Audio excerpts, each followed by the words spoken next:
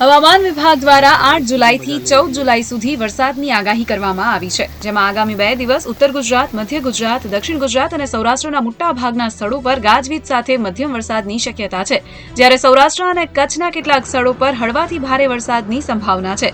આજે દક્ષિણ ગુજરાતમાં વરસાદનું ઓરેન્જ એલર્ટ જાહેર કરાયું છે।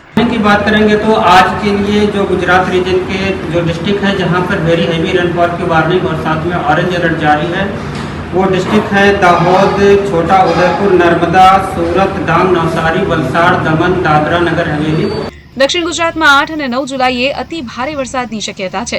ત્રીજા દિવસથી એટલે કે 10 જુલાઈથી 14 જુલાઈ દરમિયાન હળવાથી મધ્યમ વરસાદની હવામાન વિભાગે આગાહી કરી છે। આ ઉપરાંત દક્ષિણ ગુજરાતના માછીમારોને દરિયો ન ખેડવાની સૂચના પણ અપાઈ છે। દરિયાકાંઠાના વિસ્તારોમાં પવનની ગતિ 35 થી 45 કિલોમીટર પ્રતિ કલાકની ઝડપે રહેવાની સંભાવના છે। ધ્વનિ Modi, Divya Bhaskar, Ahmedabad. Share and download કરો દિવ્ય ભાસ્કર એપ।